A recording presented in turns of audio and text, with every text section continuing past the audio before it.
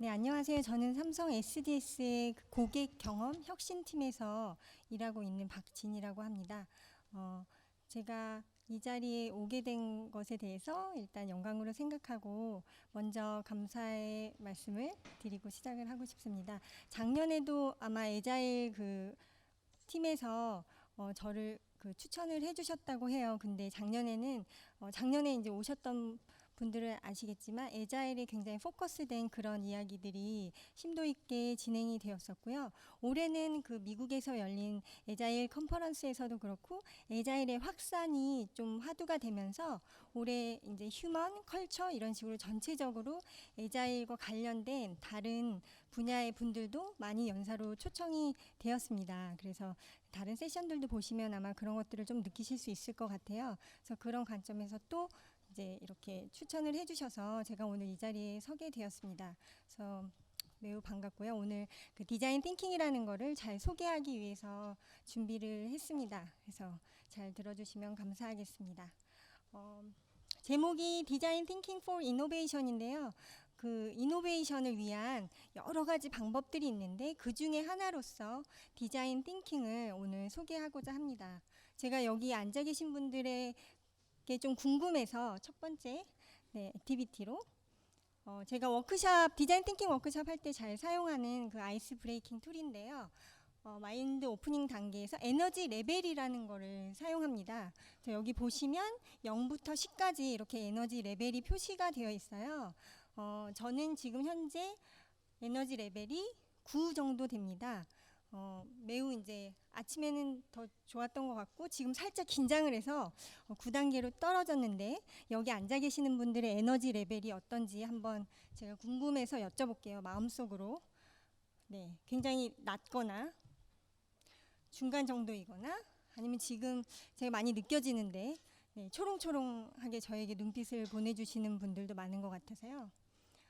나는 지금 에너지 레벨이 5 이하다, 좀 낮다 하시는 분은 손을 핸즈업. 저쪽 뒤쪽에 에너지 레벨이 낮으시네요. 혼자만 지금 5 이하신데 한 말씀 부탁드려도 될까요? 왜 낮으신지, 왜 이렇게 에너지가 지금 현재 낮은지 말씀해 주실 수 있으세요? 혹시 옆에 마이크가 있나요? 네, 네, 저쪽 뒤쪽 분인데요. 다시 한번 못 보신 것 같아요. 진행하시는 분이 5 이하다 하셨던 분. 네. 아, 아, 어, 아침 일찍부터 대전에서 올라와서 좀 피곤해서 그런 것 네. 같습니다. 아, 그러실만 하네요. 대전에서 이렇게 대전이나 다른데 멀리서 오신 분이 계신가요? 네. 유일하게 대전에서 오신 분에게 저희가 에너지를 업시키기 위해서 응원의 박수를 한번 드리도록 하겠습니다. 네, 멀리서 찾아와 주셔서 감사드리고요. 그러면 6 제가 해볼게요. 7 네, 7이신 분, 또 8 정도 된다. 8 네, 8 많으시고요. 저와 같은 9 네, 9 네, 나의 에너지 레벨은 10이다. 10 여기 10 계십니다. 감사합니다. 네. 네, 이렇게 높으신 분들이 많이 있으세요. 그래서 제가 강연 중에 내용이 나오면 좀 적극적으로 피드백을 주시고 이야기도 하실 기회가 있거든요. 준비되어 있습니다. 그래서 같이 이야기를 하는 시간을 좀 가지면 좋겠고요. 다음으로 제가 이제 이 강연을 준비하면서 궁금했던 타이틀에는 안내해 보셨으면 아실 것 같은데 에자일 코리아 컨퍼런스에서 소개로 나가는 디자인 띵킹이기 때문에 저는 약간 입문자 분들을 충분히 이해하실 수 있도록 준비를 했는데요. 실제로 어떤 정도의 디자인 띵킹에 대해서 알고 계신지 조금 궁금해서 제가 여쭤보고 시작을 하겠습니다.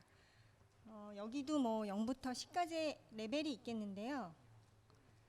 뭔지 도통 모르겠다. 그리고 들어는 봤는데 내가 아주 잘 알지는 못하지만 그래도 알긴 안다 라는 수준과 지금 조금 잘 알아서 업무에 좀 활용하려고 한다. 꼭 뭐 잘 안다기보다도 어쨌든 이 디자인 띵킹이라는 것에 대한 어떤 이해를 가지고 지금 하고 계신 업무에 활용을 하고 있다라는 차원에서 이렇게 세 가지 차원으로 나눠봤는데요. 네. 지금 잘 뭔지 되게 몰라서 한번 궁금해서 들어왔다 하시는 분 계신가요? 네. 감사합니다. 네. 그리고 뭐 디자인 띵킹이라고 애자일뿐만 아니라 얘기를 많이 들어봤지만 내가 잘 알지는 못한다라고 생각하시는 분들은 알려주시고요. 네, 감사합니다. 그리고 지금 업무에 이렇게 좀 적극적으로 활용을 하고 있는 그런 수준이다. 네, 업무에 활용하시는 분들도 네 보이시네요. 네, 알겠습니다. 주로 지금 손 보셨지만 많이 들어봤지만 아주 잘 알지는 못한다라고 생각하시는 분들이 대부분이신 것 같아요. 그래서 본격적으로 디자인 띵킹에 대한 이야기들 진행해 보도록 하겠습니다. 제가 일단 사실 저에게도 디자인 띵킹이라는 게 계속 배워야 되고 실행해야 되는 그런 대상입니다. 그래서 보시는 것처럼 프로젝트를 하면서 디자인 띵킹을 적용하고 그걸 통해서 어떤 배움을 얻고 그것들을 배운 것을 또 다른 사람들과 나누는 이런 교육 프로그램 같은 것들을 진행을 하고 있어요. 그래서 이게 제가 어떻게 보면 지금 회사에서의 제 생활의 패턴, 업의 지금 모양이 이렇게 프로젝트를 진행하고 또 교육을 진행하고 이런 것들이 있습니다. 제가 2013년에 삼성 SDS 이쪽으로 이제 들어와서 일을 하기 시작했는데요. 그때 받은 미션이 그런 디자인 중심적인 사고, 그러니까 다시 말해서 고객을 중심으로 한 그런 사고를 잘 퍼뜨려 달라라는 미션이 있어서 들어왔습니다. 그래서 그 부분을 프로젝트를 할 때, 또 이제 프로젝트를 하지 않을 때는 또 교육 양성 과정을 통해서 이런 역할들을 하고 있습니다. 오늘 제가 준비한 내용은 이렇게 좀 전이맵으로 한번 만들어 봤어요. 그래서 전이맵은 디자인 띵킹을 해보시거나 혹은 애자일에서도 전이맵을 이제 툴로 사용을 하셔서 잘 아실 것 같은데요. 저희가 살짝 제가 궁금해서 마인드 오프닝 시간을 가져봤고요. 그다음에 전체적인 세션은 크게 세 부분으로 오늘 준비를 했습니다. 그래서 먼저 안내가 나간 대로 디자인 띵킹에 대해서 잘 이해하는 시간, 그다음에 그 디자인 띵킹 중에서 이제 제가 좀 중요하다라고 생각되는 포인트들을 설명을 하려고 준비를 했고요. 이제 그런 이해를 바탕으로 말씀드린 대로 조금 제가 생각하는 디자인 띵킹 또 어떻게 생각하시는지 좀 같이 이야기를 나누는 시간으로 이렇게 진행을 하려고 합니다. 먼저 디자인 띵킹이 무엇인지 차근차근 좀 설명을 한번 드리도록 하겠습니다. 기존의 디자인 띵킹을 조금 관심을 있게 보셨다면 지금 보이는 이분들을 아마 만나거나 아실 수밖에 없었을 것 같아요. 그래서 먼저 그 디자인 띵킹 이론을 잘 정립한 로저 마틴, 그리고 지금 아이디어의 CEO이면서 그런 여러 가지 디자인 띵킹에 대한 사상들을 잘 정리하는 팀 브라운, 그리고 아이디어 설립자고 지금은 디스쿨에 있는 데이빗 켈리, 그리고 셉의 창립자죠 하소 플래트너, 그리고 스탠포드의 디스쿨, 오늘 아침에 그 연사님께서도 여러 번 언급을 하셨는데요. 그리고 아이데오라는 정말 뭐 아이디어의 제국이다라고 불리우는 그런 전문 에이전시인 아이데오, 이런 식으로 네, 많이 만나보셨을 것 같은데요. 먼저 로저 마틴은 자신의 저서 이제 거의 한 10년 만에 제목도 멋지죠. 디자인 띵킹 바이블이라는 책으로 돌아왔는데요. 디자인 띵킹에 대해서 분석적이고 굉장히 이성적인 사고와 직관적인 그런 사고가 잘 균형을 이룬 지점에서 그것을 디자인 띵킹이라고 하겠다라고 정의를 하고 있고요. 팀 브라운 같은 경우에는 이 디자인 띵킹이라는 것이 저희에게 제품이나 또 서비스나 또 프로세스 그런 것뿐만이 아니라 비즈니스의 스트래티지, 전략을 또 혁신할 수 있는 그런 방법으로서 디자인 띵킹을 바라보아야 한다는 얘기들을 뭐 저서나 또 저 하버드 비즈니스 리뷰를 통해서 지속적으로 기고를 하면서 전파를 하고 있습니다. 그리고 데이비드 켈리는 이제 좀 백그라운드를 말씀드리자면 원래 그 엔지니어였죠. 그래서 카네기 멜론에서 공학을 전공한 그 엔지니어로 보잉사에서 이제 일을 하다가 어떤 그런 뭐 창의성이나 이런 것들에 대해서 목마름을 느껴서 스탠포드에 가게 됩니다. 근데 스탠포드는 저희가 알고 있기로 좀 융합을 잘 하는 그런 성격의 학교예요. 그래서 여러 과목들을 잘 융합해서 만드는 그런 학교인데, 기계공학과 안에도 디자인에 대한 그 과목이 개설되어 있었던 거죠. 그 과목을 들으면서 굉장히 영향을 받게 되고 이 사람의 그런 사고, 디자인에 대한 다른 시각을 갖게 되는 그런 영향을 미치고, 그래서 학교에 남아서 창업을 하게 돼요. 창업을 하고 있다가 나중에 이제 뜻있는 사람끼리 모여서 같이 만든 회사가 아이데오라는 회사입니다. 그리고 이제 나중에 뒤에 소개하는 이 하소 플래트너라는 셉의 창립자를 같은 비행기 옆자리를 탔다고 해요. 그래서 그 일로 이제 굉장히 이렇게 빨리 이 디스쿨이라는 거를 만들게 되는데, 이 하소 플래트너와 앞서 소개한 데이비 켈리의 역할이 큽니다. 그래서 하소 플래트너가 이 비즈니스 위크 이거를 그 셉에 있는 분들은 350억짜리 잡지다 뭐 이렇게 말을 한다고 해요. 그러니까 개인 사비를 350억을 투자를 해서 디스쿨을 스탠포드에 개설하게 되는데요. 72년에 인터뷰 내용을 보면 72년에 자기들이 이 셉이라는 회사를 만들었을 때는 딱 5명 정도의 엔지니어가 일을 했었고, 고객하고 클라이언트하고 굉장히 가깝게 일하면서 그 사람들이 원하는 거를 즉각적으로 반영을 해주고 제품을 선보이고, 그러니까 지금 얘기하는 애자일하게 일을 했었는데, 이게 지금은 뭐 너무 이제 커졌죠. 그러니까 당시에 2003년, 4년 이때는 한 9만 명의 직원이 되고, 이제 이 하소 플래트너가 말하기를 자기가 이제는 죽을 때까지도 다 볼 수 없는 엄청난 화면들이 너무 많이 만들어졌고, 마치 바퀴벌레처럼 이라고 설명을 하면서 이것들을 다 어떻게 할 수가 없다 그랬는데, 예전에 자기들이 창업했을 때의 그 고객의 중심적으로 붙어서 얘기하고 듣고 만들던 그 정신, 그 DNA를 자기는 잃어버렸다고 생각했는데 이런 아이디오라는 회사에서 이 정신을 가지고 있더란 말이죠. 그래서 자기는 이것을 이제 잘 퍼뜨리는 교육기관을 만들고 싶다라고 해서 이 사람들이 뭉쳐서 결국에 디스쿨을 만들게 되고요. 디스쿨에서는 그 디자인 띵킹이라는 것을 지금 보시는 것처럼 아주 체계적으로 잘 정립을 해서 5단계의 프로세스로 이렇게 정립을 하게 됩니다. 그래서 첫 번째가 엠파티, 공감하는 단계고요. 그래서 그 사용자에 대한 공감을 바탕으로 문제를 디파인하는 단계에 이릅니다. 문제가 정의가 되고 나면 그 다음에 아이디어를 진행하는 단계가 들어가고요. 아이디어를 빠르게 프로토타이핑을 통해서 시각화시켜서 눈앞에 볼 수 있는 그런 결과물을 만들고, 그 다음에 그것을 가지고 테스트를 하게 되는데요. 각 과정에 대해서는 차근차근 설명을 드리도록 하겠습니다. 이 디스쿨, 그리고 디스쿨에 대해서 알아보시고 디자인 띵킹에 대해서 이렇게 보셨다면 굉장히 유명한 사례가 있어요. 그래서 제가 그 사례를 하나를 통해서 이 프로세스를 좀 설명을 드리고자 합니다.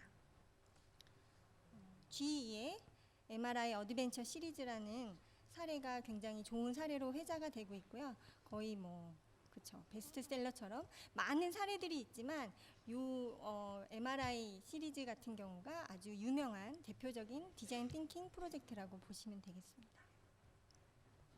더그 디치라는 말씀드린 GE에서 MRI를 개발하는 그런 엔지니어분이 있으셨어요. 그래서 이 더그 디치는 자신은 어쨌든 이 인류를 위해서 굉장한 대단한 일을 한다고 자부심을 가지고 있었고, 자신이 만든 그 MRI 촬영 기기가 의료에서 굉장히 획기적인 그런 기술과 역량을 이제 집약한 그런 결과물이었고, 실제로 상도 많이 받습니다.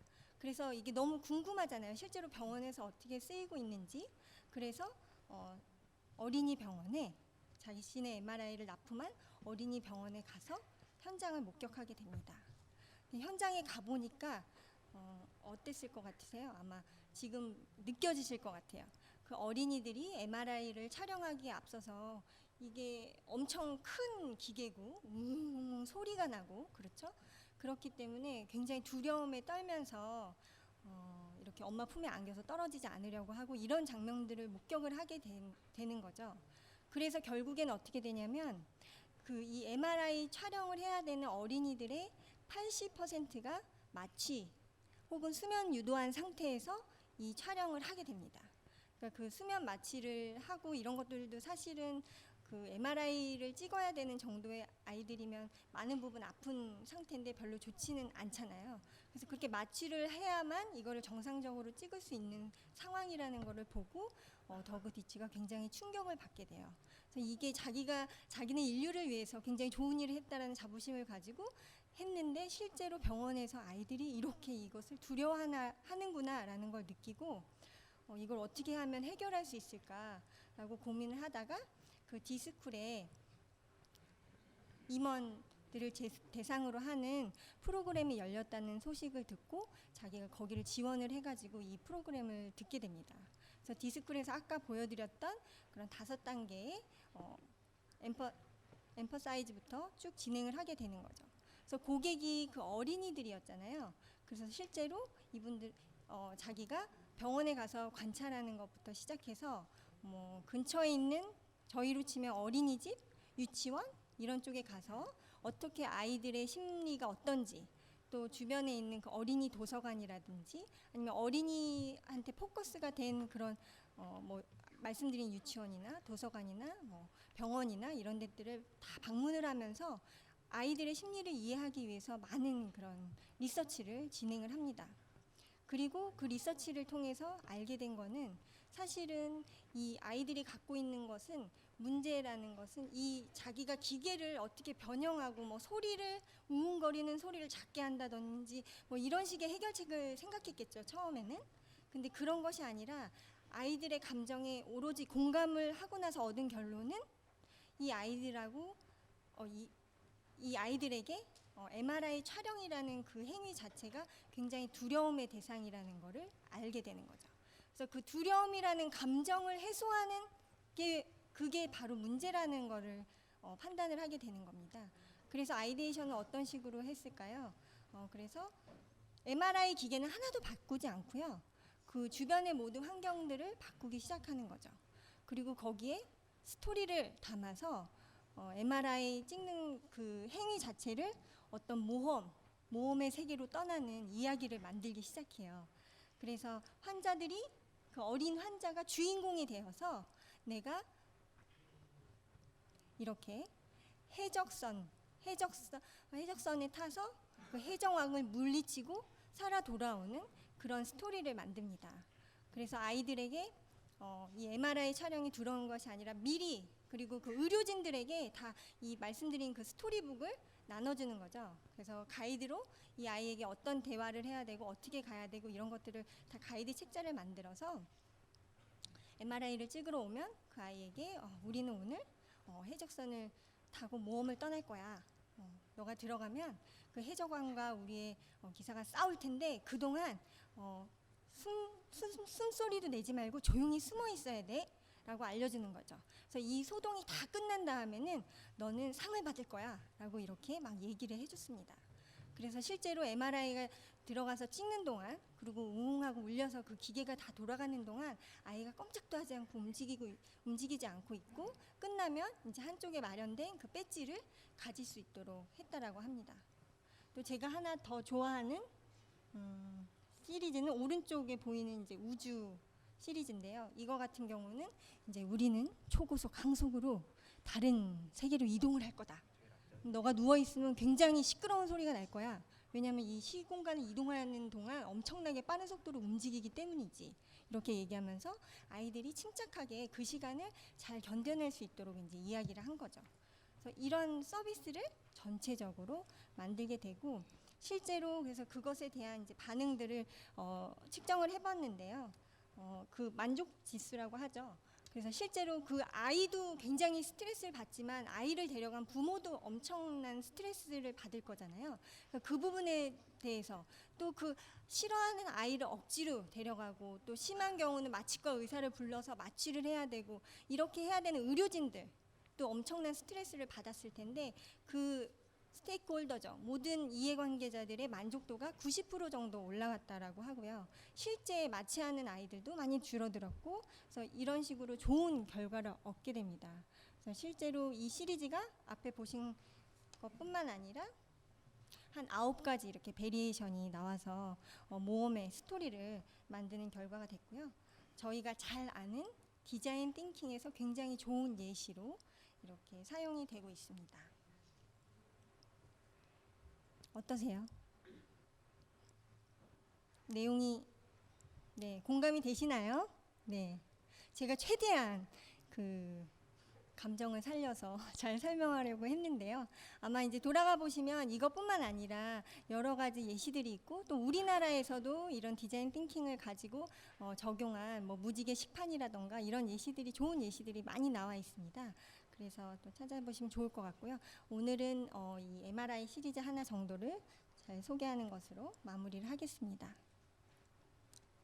디자인 띵킹에 대해서 간략하게 어떻게 생겨났고 이게 그러니까 학계와 업계에서 자연스럽게 이렇게 이루어지기 때문에 오래 가는 힘이 큰 것 같습니다. 그래서 어떤 이론적인 연구나 뭐 확장하고자 하는 실험들을 또 스탠포드라는 좋은 그런 바탕에서 계속 이어나가고 있고요. 실제로 거기서는 D스쿨이라는 거는 디자이너를 대상으로 교육하지 않잖아요. 스탠포드에 들어간 공대생들이나 뭐 법을 전공한 친구들 혹은 뭐 경영 같은 것들을 통해서 약간 스타트업을 이렇게 육성하는 그런 분야에서도 이 D스쿨이 많은 역할을 하고 있다라고 합니다. 그래서 그런 것들이 이제 현장에서 또 이어지고 학교에서도 계속 연구가 되고 이런 좋은 관계가 있어서 오래 이어지는 것이 아닌가 생각을 하고요. 다음으로 좀 제가 말씀드린 대로 포인트를 좀 짚어보고 싶어서 준비를 했습니다. 아까 디자인 띵킹을 이렇게 5단계를 소개를 드렸는데요. 이걸 잘 들여다보면은 크게 2단계로 나눌 수가 있어요. 그래서 첫 번째 단계는 그 사용자와의 공감을 통해서 문제를 정의하는 단계가 첫 번째 단계고요. 그 나머지 아이디에이트, 프로토타입, 테스트를 통해서 진행하는 단계는 이 코크리에이션이죠. 협업을 통해서 뭔가 더 나은 대안을 찾는 과정. 이게 크게 2단계로 나눌 수가 있고요. 대부분의 그 디자인 띵킹의 힘을 강조하는 부분은 앞에 문제를 잘 정의하는 첫 단계를 둡니다. 그래서 대부분의 기업들에서는 사실 이게 문제야 라는 것을 그 분명히 문제인데 그 문제가 진짜 문제인지 한번 이렇게 들여다보는 그런 게 좀 약한 부분이 있어요. 그리고 뭐 대부분 이렇게 큰 조직에 있다 보면 위에서 이제 이게 문제니까 해결해봐라고 해서 앞에 단계는 이미 윗분들이나 혹은 밖에서 정의가 되고 나머지 솔루션을 찾는 그런 것에 포커스가 돼서 진행하는 경우가 많은데 사실은 그 문제를 받으셨 순간 그 문제에 대한 다시 한번 그 정의를 잘 해보는 것이 굉장히 중요하다. 그리고 내가 디자인 띵킹적으로 풀어보겠다 혹은 이 방법론을 적용해보겠다 뭐 이런 시도라면 그 문제 자체를 다시 한번 뜯어보는 것부터 시작을 하시는 게 좋을 것 같습니다. 그래서 이노베이션은 사용자로부터 그래서 제가 받은 미션도 그렇고 지금 여기 오시는 분들도 아마 그것이 궁금하셔서 오셨을 것 같아요. 그 사용자의 니즈라는 걸 정의하는 거. 더그디치가 자기가 만든 MRI가 뭐가 잘못된 거지?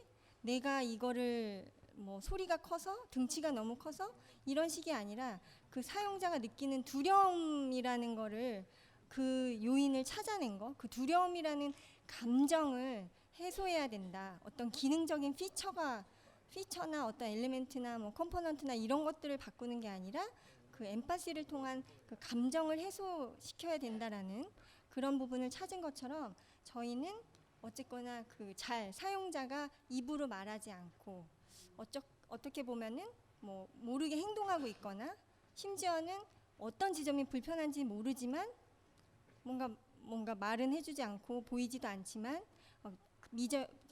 저 기저에 깔린 그런 불편함들을 찾는 게 아마 저희가 해야 되는 노력이 아닌가 싶은 거죠. 그래서 이런 공감을 되게 잘하는 것이 중요합니다. 그리고 실제로 공감을 잘하는 거는 뭐 특히 남자분들에게는 굉장히 좋은 힘이 되죠. 그래서 이렇게 뭐 집에 있는 아내나 혹은 여자친구랑 이야기를 할 때 솔루션을 주려고 하지 말고 공감하라는 뭐 그런 메시지는 너무 많이 들어보셨을 것 같은데, 그런 차원에서 그 상대방에게 공감하는 것이 굉장히 중요합니다. 공감을 되게 잘해서 저희 디자인 분야에서 굉장히 유명하신 분이 있어요. 이분의 이름은 패트리샤 무어라는 분이고요. 지금 보이는 것처럼 굉장히 노쇠한 노인으로 보이시죠? 네, 이분이 사실은 이 사진을 찍었을 때가 27살이에요. 그래서 이분은 27살, 그러니까 산업 디자인을 전공하고 이제 필드로 나가서 업무를 진행함에 있어서 우리가 뭐 냉장고 디자인을 하는데 손잡이나 이런 것들이 열기가 힘들다 보니까 노인을 위한 디자인을 했으면 좋겠다라고 건의를 했는데, 이제 신입사원이기도 했고 또 그리고 본인들의 타깃이 노인만은 아니니까 그런 것들이 묵살당했다고 해요. 그래서 그런 것에 조금 뭐 격분을 했겠죠. 그리고 노인을 위한 디자인도 필요하다라고 생각했겠죠. 그래서 3년 동안, 무려 3년 동안 저런 모습으로 실제 미국과 캐나다의 여러 도시들을 100개가 넘는 도시 지역에서 그 노인의 모습으로 살아가고요. 실제 그 패티가 시도했던 노인의 그런 프로토타입은 13가지 정도가 된다고 해요. 그래서 뭐 눈이 굉장히 안 보이는, 그렇죠? 글라스에다가 막 이렇게 바세린을 막 발라요. 그래서 눈이 난시로 거의 안 보이게, 또 귀에다가 막 뭘 넣어서 안 들리게, 또 지금 보시는 것처럼 다리에다 붕대를 칭칭 감아가지고 관절이 잘 꺾이지 않는 그런 상태로, 그런 식으로 뭐 또 되게 부유한 할머니도 됐다가 어디가 불편한 사람도 됐다가 뭐 휠체어를 끌고 뭐 이런 걸 끌고 다니는 사람도 했다가, 이런 식으로 한 13가지 타입의 노인으로 변장을 해서 그 노인들이 얼마나 뭐 예를 들면 버스가 타기가 힘든지, 사람들하고 뭐 병원에 가서 소통하는 것이 얼마나 어려운지, 이런 것들을 다 겪어서 실제로 이런 것들을 디자인에 반영을 하기 시작합니다. 제일 많이 알려진 패트리샤 무어의 작품은 그 굿 그립이라고 옥소사에서 만든 주방용품 시리즈예요.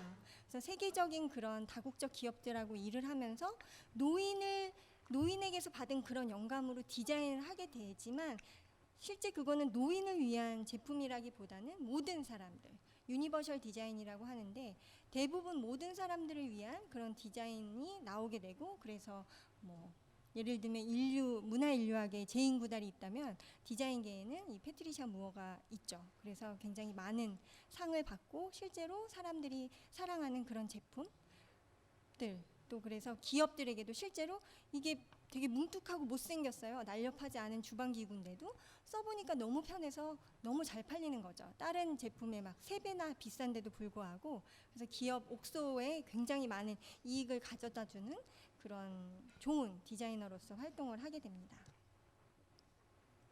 이렇게 패트리샤 무어처럼 저희가 3년 동안 할머니로 살 수는 없잖아요. 그래서 그런 공감을 잘하기 위해서는 뭐 패트리샤 무어처럼 정말 직접 그것을 체험해 보는 거, 조금 서비스 사파리라고 얘기하는데요. 저희가 그죠? 놀이공원에 가면은 돈을 내고 그 버스를 타고 들어가는 걸 사파리라고 부르잖아요. 그래서 그곳에 직접 내가 가서 경험해 보는 것이 바로 서비스 사파리고요. 그 다음에 그림자처럼 이렇게 붙어 있다라고 해서 섀도잉이라고 부르는데, 잘 관찰하는 그런 작업들을 하게 되고요.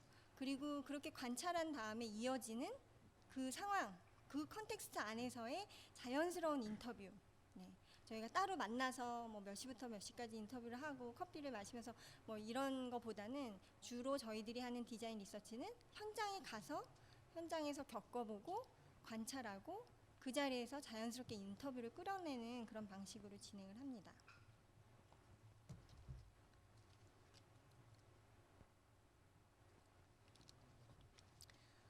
그래서 이 디자인 리서치라는 것들을 통해서 사람들의 아까 말씀드렸던 좀 직접적으로 말하지 않는 니즈까지도 이렇게 관찰을 통해서 좀 찾아내는 그런 노력들을 하게 되고요.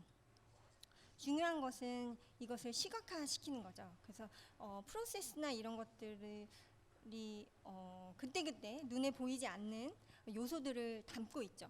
그래서 그 매 터치 포인트들을 시각화시켜서 말씀드린 대로 아까 저 강연에서 준비한 전이맵 같은 것들을 그린다든지 아니면 공간을 이렇게 다시 레고로 연출을 해서 다시 시뮬레이션 해본다든지 이런 작업들을 하게 됩니다. 그리고 마지막으로는 저희가 프로젝트를 할 때 항상 중요하게 주장하는 부분인데요. 그 저희들의 고객, 실제 사용 고객까지도 부를 수 있다면 더더욱 좋겠죠. 그런 이해관계자들하고 함께 이 협력하는 코크리에이션 워크숍을 통해서 가져온 인사이트들을 같이 나누고 또 아이디에이션을 같이 해서 발전시키는 그런 과정을 진행을 합니다. 그래서 제가 아까 회사 안에서 저의 그 회사 생활의 중요한 업무 중에 하나가 그런 전문가들을 키우고 역량을 높이는 일인데요. 뭐 3일짜리, 5일짜리 이런 프로그램들을 진행을 하는데 요 세 가지 디자인 리서치, 비주얼라이제이션, 코크리에이션 뭐 이게 영어로 돼 있어서 싫으면 강화된 리서치, 또 시각화, 또 협력 이런 세 가지를 외우게 합니다. 강제로. 그래서 제가 어깨를 이렇게 툭 치면 이거를 세 개가 그냥 줄줄줄 이렇게 나와야 돼요. 그래서 제 수업을 들으셨던 분은 여기 회사에서 들으셨던 분은 없으시겠지만 어쨌든 이 세 가지를 굉장히 저는 중요한 제가 실제로 이제 프로젝트를 진행하거나 할 때도 가장 강조하고 있는 이 세 가지 키가 되겠습니다. 이런 것들 좀 말씀을 드리고 싶었고요. 그러기 위해서 이런 뭐 보시는 전이맵을 그리기도 하고요. 요건 뒤에서 한 번 더 설명을 드릴 텐데요. 저희가 잘 알고 있는 따릉이라는 자전거를 타기 위한 어떤 초보자의 전의를 시각화한 표예요. 그리고 또 저희가 잘 사용하는 퍼소나가 되겠죠. 그래서 그런 여러 가지 현장에서의 조사들을 통해서 대표적으로 저희가 함께 빙의할 수 있는 이 서비스를 고민하고 만드는 동안 각자 이제 자기가 유저라고 생각하기 쉽고 본인의 기준으로 자꾸 말하게 되기 때문에 공통적으로 같이 몰입할 수 있는 저희는 빙의한다고 하는데 같이 빙의해서 이야기할 수 있는 퍼소나를 이렇게 만드는 작업도 하고요. 같은 내용이겠죠. 그래서 퍼소나를 잡고 그 퍼소나의 전이가 어떻게 흘러가는지 이런 것들을 표현해보는 시간들을 갖게 되고요.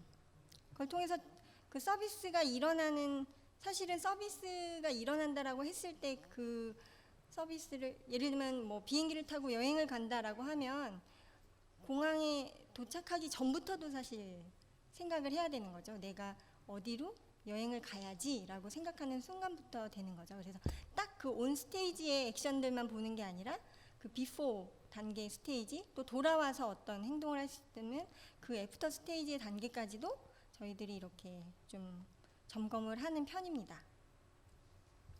우리 이런 것은 뭐 잘 보이시는 대로 왼쪽에 say나 do 같은 경우는 실제 저희가 사용자를 조사하러 나가면 그 사용자가 입으로 말하고 있고 행동하고 있는 것들을 조사하게 되는 거고요.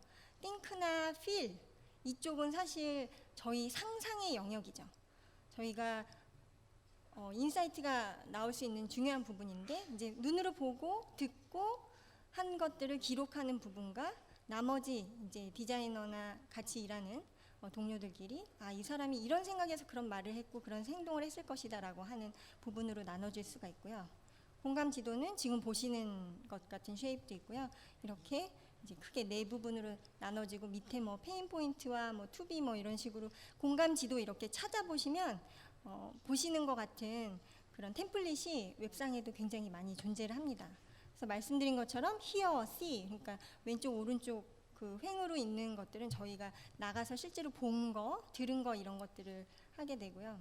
그다음에 상상하는 저 think와 feel 부분이 있게 되죠. 그래서 이런 것들을 통해서 공감 지도, 그러니까 최대한 그 사용자에게 빙의하는, 이해하려고 하는, 공감하려고 하는 그런 시간들을 갖게 됩니다. 그리고 조금 팁을 드리자면 이건 아이데오에서 잘 사용하는 방법인데요. 그 조사하는 대상을 선정할 때 보시는 것처럼 익스트림, 굉장히 그것에 친숙하지 않은 유저, 아니면 굉장히 프로페셔널하게, 슈퍼 프로페셔널하게 잘 쓰는 사람, 이런 식의 사용자군을 수집해서 거기서 이제 인사이트를 얻는 것이 효과적이다라고 아이데오에서는 추천을 합니다. 그래서 지금 밑에 보이시는 게 그 아이케아랑 같이 협력을 했던 프로젝트인데요.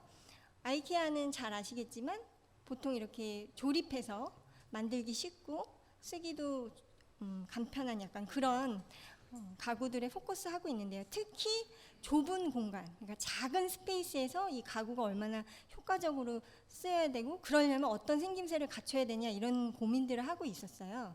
그래서 실제로 아이케아에서 저기 보이시는 5명의 주황색 옷을 입은 아이케아의 디자이너들을, 이 디자이너는 말이 디자이너인데 문화 인류학 같은 것들을 전공한 사람, 뭐 심리학을 전공한 사람, 실제 제품 디자이너 이런 식으로 다양한 다학제적인 멤버들로 구성되어 있다고 합니다.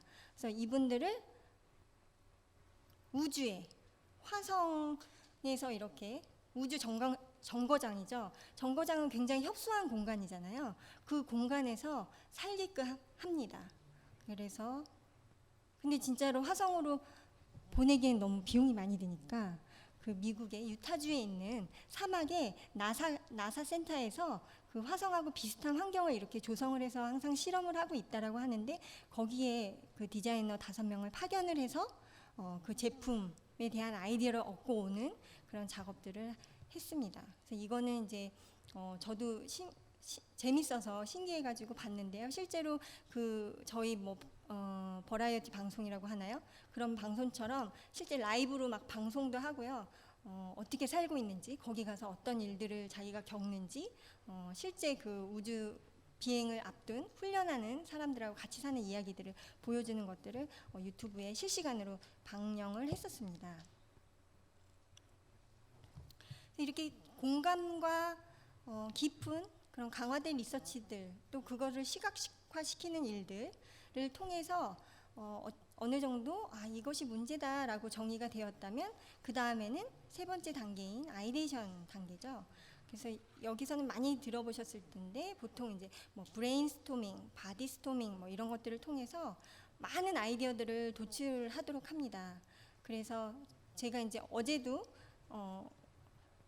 목요일날 이렇게 점심시간에 운영하는 자발적인 연구의 모임이 있는데 거기서도 한 6분 정도 안에 굉장히 많은 아이디어들을 뽑아냈는데요. 뭐 그런 툴들을 이제 사용을 또 하죠. 그래서 많은 아이디어들이 나오게끔 하는데 평가나 의견을 주지 않고 계속 yes and라는 표어를 많이 보셨을 것 같아요. 그래서 yes and를 통해서 계속 아이디어를 add하고 많이 나오게끔 하고요. 그리고 how might we? 그래서 이 질문도 어떻게 하면 우리가 아까 그 MRI를 찍는 어린이들에게 두려움을 없앨 수 있을까? 이런 식의 고민들을 통해서 아이디어를 확장하는 시간을 가지고 그 아이디어를 이렇게 아이디어를 이제 스케치를 하게 되는데요. 보시는 것처럼 제가 이제 요구하는 실제 프로젝트나 뭐 교육 과정에서나 요구하는 아이디어는 이런 스케치를 사실은 원해요. 그래서 이런 시각화된 스케치라는 것이 그 아이디어를 잘 정리한 결과물이라기보다는 그 아이디어를 소통할 수 있게 하는 어떤 큐가 되는 정도면 충분하다라고 생각해서 아마 여기 앉아 계신 분들 중에 난 저렇게 잘 그릴 수가 없어. 어떡하지? 라고 생각하시는 분은 없을 거예요. 그죠?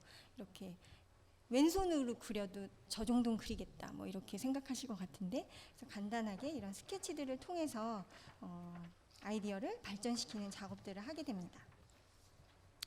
그러고 나면 이 프로토타이핑을 통해서 괜찮은 아이디어들을 이제 선별을 해서 프로토타이핑을 하게 되는데요. 래피드 프로토타이핑에 아주 잘 쓰는 거는 보시는 것처럼 저 페이퍼 프로토타이핑을 많이 활용을 합니다. 그래서 뭐 종이랑 뭐 가위랑 풀, 뭐 테이프 이 정도만 있으면 생각하는 그런 아이디어들을 효과적으로 빨리 만들어서 실제 고객한테 좀 물어볼 수 있는 정도의 가벼운 목겁이 되는 거죠. 그래서 보시는 것처럼 뭐 이렇게 실사이즈 수준의 뭐 키오스크 같은 것들도 만들기도 하고요. 아니면 상황을 연출하는 정도, 아니면 뭐 그 실제 화면들을 저렇게 와이어프레임 정도 수준으로 스케치를 쓱쓱 해서 준비하기도 합니다. 이런 것들을 가지고 실제 이제 다른 고객, 객관적으로 봐줄 수 있는 고객을 만나서 테스트를 하는 단계를 거치고요. 그런 것들을 통해서 문제가 발견되었다. 그러면 다시 앞에 4단계 중에 어디로든 이제 다시 돌아가게 되는 거죠. 저기까지 가고 나면 우리가 문제 정의를 잘못한 것인지, 아니면 우리의 아이디어가 부족한 것인지, 이런 것들을 다시 되돌아볼 수 있는 기회가 주어지게 되니까요. 이런 것들을 사실 제가 또 한 가지 말하고 싶은 포인트는 계속 해야 된다라는 건데요. 실제 저도 이제 그런 프로젝트들을 하기는 하고, 다 그런 것, 뭔가 다른 접근과 다른 해결 방안이 나오기를 기대하면서 이제 프로젝트를 맡도록 하세요. 제가 맡는 전문적인 그런 문제 정의를 하는 부분, 또 접근하는 부분, 또 고객과의 워크샵 이런 것들을 하는데, 매번 왜 저라고 뭐 항상 자신 있고 잘할 수 있다라는 생각만 가지고 있진 않거든요. 그래서 그게 프로젝트에 닥쳤을 때만 하는 것이 아니라 이걸 평소에도 계속 했으면 좋겠다라는 취지를 가지고 그런 자발적인 연구회 모임을 만들었어요. 그래서 이 연구회 모임은 사실 와서 뭐 실수해도 되고 창피할 것도 없고, 그리고 뭐 인사이트가 안 나와도 좋고, 나오면 와 기분이 좋은 것이고, 그런 편안한 연구회를 만들어서 어제도 이제 그러니까 그런 자발적인 연구회다 보니까 점심시간을 할애해가지고 진행을 하고 있어요. 그래서 목요일 한 2주, 그러니까 한 달에 2번 정도, 그러니까 이제 거의 뭐 격주 비슷하게 되는데요. 목요일 점심을 간단하게 이제 도시락 같은 것들을 먹고 1시간 정도 모여서 같이 활동을 하고 있고요. 이름은 지금 다 읽으셨겠지만 써디 살롱입니다. 그래서 저는 살롱의 마담인 거죠. 그래서 네, 다 오시는 분들을 이렇게 반겨서 써디 살롱을 운영을 하고 있습니다. 아까 보셨던 게 다시 나왔는데요. 저희가 올해 들어서 이제 처음에 모여서 올해 무엇을 할까 뭐 이런 것부터 같이 아이디에이션을 하기 시작하는데, 지금 보시는 거는 저희가 그 따릉이죠. 네. 모든 그 지하철역 나오면 초록색, 하얀색 그 자전거를 보셨을 거예요. 혹시 따릉이를 나는 이용해봤다 하시는 분? 네, 네, 네, 네. 꽤 많습니다. 따릉이를 이용해 보신 분들에게 다 인터뷰를 하고 싶네요. 네. 그래서 저희도 따릉이를 한번 해보면 어떨까? 그렇죠. 저희 뭐 프로젝트에 전혀 관계도 없고 그냥 저희가 자발적으로 주제를 여러 가지 생각하다가 따릉이를 선택을 했고, 지금 보시는 이제 퍼소나는 따릉이를 한 번도 써보지 않으신 초보자분의 퍼소나예요. 그래서 그분을 이제 관찰한 노트입니다. 그래서 보시면은 초록색 부분이 이제 따릉이를 이용하려면 미리 이제 앱을 깔아서 앱에서 어떤 자전거를 예약을 하는 그런 단계고요. 그 다음에 쭉 초록색이 끝나고 현장으로 이동을 합니다. 잠실역 8번 출구 앞에 자전거가 2번 출구 앞이 더 많긴 한데 저희 회사 쪽에서는 8번 출구가 가까워가지고요. 8번 출구로 가서 기대를 가지고 막 따릉이에게 접근을 하죠. 그래서 따릉이를 이거를 잠금을 풀어가지고 하려고 하는데 잘 안 돼요. 잘 안 돼서 밑에 보시면 계속 입력 취소 막 이런 거를 한 4단계 정도를 계속 겪으면서 굉장히 이 에너지 레벨이 바닥으로 떨어지죠. 네, 이런 것들을 잘 따라다니면서 이제 제가 직접 이분은 사파리를 하신 거고 저는 옆에서 이제 섀도잉을 하면서 현장에서 어떤 뭐 언어를 썼는지 어떤 행동들을 했는지 지금 기분이 어떤지 이런 것들을 기록한 전이맵이 되겠고요. 이런 식으로 실제로 프로젝트에서도 진행을 합니다. 그래서 말씀드린 대로 이 섀도잉과 인터뷰를 진행했던 것을 보시면 앱을 사용하는 것부터 이렇게 시작해서 현장에 갑니다. 현장에는 아직 자전거가 굉장히 많네요. 그렇죠? 그래서 자전거 거치 혹시 써보신 분은 아시겠지만 단독 거치와 연결 거치 뭐 이것과 다르게 돼 있는데 그걸 처음에 앱으로 봐서는 잘 모르겠더라고요. 그래서 현장에 가서 그게 뭐다라고 이해를 하게 되고요. 그다음에 그 네 개 참 그 숫자 1, 2, 3, 4가 뭐가 그렇게 어려운 건지 그렇죠? 써보신 분은 아실 거예요. 1, 2, 3, 4 이 네 개 하면 되는데 그 조합을 어떻게 이걸 왜 뭘 누르라는 건지 정말 힘들었던 기억이 나네요. 이날이 8월 며칠이었죠? 8월 6일이었는데요. 엄청나게 더운 정말 폭염의 날씨였어요. 그래서 어쩜 날을 골라도 이런 날을 골랐는지 모르겠지만 어쨌든 그날 따라 매우 덥고 드디어 자전거를 이렇게 했지만 안장이 굉장히 낮아서 안장을 막 높이고 있잖아요. 안장을 높여서 이제 타려고 보니까 잘 보이시나요? 지금 저 체인이 바깥으로 빠져 있어요. 그래서 결국에 고장난 자전거여서 타지 못했던 슬픈 기억이 있습니다. 네. 그리고 네, 이거를 끝마치고 나니까 자전거가 몇 대 남지 않았네요. 그리고 나머지는 또 이제 저녁 때 문정역에서 이렇게 자전거를 이용하는 여러 사람들을 저희가 관찰을 했었습니다. 그래서 저는 그 런바이 두잉이라는 말을 실제로 이런 피드백에서 받았는데요.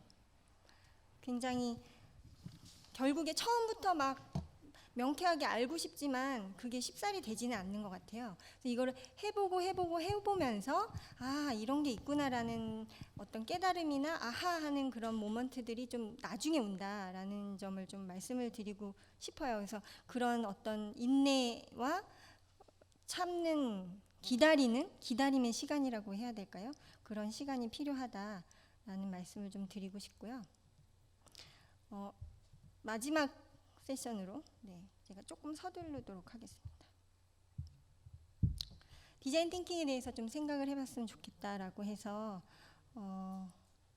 디자인 띵킹이라는 게 왜 이렇게 많이 주목을 받고 이야기가 되고 있느냐라고 했을 때 이 지적 자본론이랑 수축 사회라는 책을 좀 소개를 드리고 싶어요. 그래서 지적 자본론 같은 경우에 사실 15년도에 나왔는데 작년에 다시 베스트셀러에 막 오르더라고요. 그러니까 이 사람이 얘기했던 게 이런 이 사회가 이렇게 바뀌어가고 있고 우리는 서드 스테이지에서 더 이상 이제 기존의 방식과는 다른 접근이 필요하다라는 얘기를 하는데 이 이야기를 이 마스다 무네야키라는 분이 했는데 이게 2015년에 나왔음에도 불구하고 뭐 그때도 잘 팔렸겠지만 다시 한번 2018년도에 역주행을 하면서 엄청나게 많이 판매 부수를 올렸거든요. 그런 것들이 이제 사람들이 어디에 이제 관심을 갖느냐, 어떤 것들을 중요하게 생각하느냐 이런 것들을 좀 생각해 보게 했고요. 치타야 서점이라고 이제 일본에 안 가시겠지만 일본에 가시면 사람들이 뭐 디자인을 했거나 건축을 했거나 하는 분들은 꼭 방문하는 그런 치타야 서점이라는 유명한 장소가 있어요. 그래서 서점인데 서점이 다 망해가는 그런 분위기였는데 이 마스다 무네야키가 치타야 서점을 맡으면서 이 공간을 문화 공간, 커뮤니티 공간으로 변형을 시키면서 완전히 그 서점의 새로운 붐을 일으켜서 성공적인 그런 서비스를 만들어내는 사람이거든요. 그래서 그 사람이 쓴 책이고요. 이 수축 사회라는 것도 마찬가지로 저희가 그동안은 양적으로 계속 확대하고 뭔가를 추구하고 이루고 성취하는 그런 사회에서 살았다면 이제는 그런 것들이 이제 바뀌었다는 거죠. 이런 시대의 흐름이 바뀐 지금 상태에서 저희는 굉장히 많은 물질들, 퀄리티가 높은 그런 수준의 물질들 속에서 살고 있고 여기서 사람들이 다시금 돌아가는 것은 자신을 잘 알아봐주고 정신적인 풍요를 느끼게 해주는 그런 서비스들이나 제품들에 대해서 관심을 갖는다라는 그런 이야기들을 저는 이제 그렇게 읽었습니다. 그래서 아마 이 책에서는 뭐 많은 경제적인 이야기나 저희가 부동산에 대한 이야기나 막 이런 이야기들도 많이 있는데요. 실생활에도 도움이 되실 거고요. 이런 전반적인 트렌드 때문에 또 디자인, 에자일, 린 뭐 이런 것들이 또 저희 IT 쪽에서는 더 각광을 받는 것이 아닌가라고 생각을 합니다. 어떤 IT 회사의 홈페이지예요. 그래서 여기 들어가 보시면 이렇게 고객 경험, CX라는 것들을 혁신하는 것을 통해서 우리가 이렇게 많은 베네핏을 얻을 수 있다라고 이렇게 합니다. 그래서 보시면 대부분 뭔가 감소시키거나 그러니까 빠르게 만드는 것에 표현이 돼 포커스가 돼 있고요. 그것이 이제 엔터프라이즈 디자인 띵킹이라는 개념으로 해서 IBM에서 굉장히 확대를 해서 실제로 인원들도 많이 충원을 하고 많은 돈을 투자해서 노력을 하고 있습니다. 마찬가지로 우리나라에 있는 대부분 대기업들도 디지털 트랜스포메이션이라는 이름 하에 그런 문화나 또 제도나 시스템들을 만들려고 많이 노력을 하고 있고요. 저도 역시 사내에서 시스템을 만들고 사람들을 스킬업 시키고 또 이제 저는 주로 대외 사업을 하는데요. 그런 외부에 있는 고객들에게 저희의 능력을 어떻게 어필할 수 있을지 이런 것들을 디자인 띵킹이라는 메소돌로지를 통해서 어필하려고 하고 있습니다. 그래서 전반적으로 그 마련된 그런 시스템은 보시는 것처럼 프로젝트 초기 단계에서 그리고 디자인 리서치를 강화해서 잘 하기 위해서 또 협력적인 코크리에이션을 하기 위한 이런 방식으로 체계화를 하고 있고요. 실제로 현장에 제가 프로젝트를 다 뛸 수 없을 경우가 많기 때문에 현장에 나가시는 프로젝트 원들을 가기 전에 사내에서 같이 교육을 하고 그다음에 나갔었을 때도 이렇게 코칭하는 프로그램도 마련을 해서 지원을 하고 있습니다. 그리고 뭐 에자일 쪽에서는 에자일 코치나 스크럼 마스터 같은 역할자들이 있는데요. 저희는 이제 캡틴과 크루라고 이렇게 불리는 역할이 있어서 나누고 있고요. 캡틴이 이렇게 사진이 보이시잖아요. 근데 크루는 사진이 없어요. 왜냐하면 크루가 이 모든 광경을 찍고 있기 때문에 본인의 사진은 없습니다. 네, 이런 식으로 되고 있고요. 오늘 제가 보이시는 한 5가지 질문들을 나누고 싶었는데요. 이렇게 신호를 주셔가지고 네, 몇 분만 좀 질문을 해도 될까요? 네. 저에게 디자인 띵킹은 사실 그 커뮤니케이션 브릿지의 역할을 많이 하고 있습니다. 그래서 제가 디자이너지만 디자인 띵킹을 하면서 실제 고객들을 만나고 사내에서는 개발하시는 분이나 저와 다른 롤 분들하고 의사소통을 하는 데 있어서 제가 많이 부족하죠. 근데 그 부족함을 디자인 띵킹이라는 도구로 채워줘서 서로를 소통할 수 있는 커뮤니케이션 툴로 사용하고 있고요. 산업적인 관점에서는 아까 말씀드린 그런 고객 중심적인 띵킹으로 변화시키는 역할, 그리고 제가 가장 중요하게 생각하는 부분은 그 공감의 부분이고요. 그리고 해결해야 될 과제라고 한다면 오늘의 주제 이 컨퍼런스와 비슷할 것 같은데 전반적인 그 에자일과 린과의 그 경계를 무너뜨리면서 합치는 작업들이 필요하다라고 생각을 합니다. 이제 마무리를 해야 될 것 같은데요. 루키드라는 회사가 있어요. 타일랜드에 있는 회사인데 저는 이 친구가 굉장히 특별하게 느껴졌던 게 엔지니어를 전공했고 스탠포드에서 디스쿨에서 MBA를 하면서 디스쿨을 접하고 다시 타일랜드로 돌아가서 디자인 띵킹을 전문으로 하는 업체를 하고 있어서 제가 이제 궁금한 것들을 이렇게 물어봤는데요. 전반적으로 말씀드렸던 그런 공감을 중요하게 생각하는 것, 그리고 머리보다 가슴으로 이렇게 공감을 하려고 하는 것들이 있었고요. 마지막으로 좀 이 책도 디자인 유얼 라이프라는 책이 있어요. 디스쿨에서 교재로 사용하는 책인데요. 다행히 우리나라에는 2017년도에 번역이 되어서 나와 있습니다. 그래서 이걸 읽고 회사를 그만두시는 분이 나올지도 몰라요. 하지만 추천해드리고 싶고요. 그다음에 말씀드렸던 대로 요즘에 이렇게 디자인 띵킹과 린과 에자일을 융합하려는 이런 모델들을 많이들 발표를 하고 계십니다. 그래서 이런 부분의 흐름, 세계적인 추세다라는 것들을 좀 말씀을 드리고 싶었고요. 어떤 IT 기업도 이런 모델을 만들어서 지금 실행을 하고 있습니다. 그래서 오늘 내용은 흔히 말하는 그런 프랙티스나 툴의 차원, 그리고 또 마인드셋의 차원, 이런 식으로 나눠서 얘기를 하는데 이 두 가지를 좀 같이 다 얘기를 해드리고 싶어서 준비를 했고요.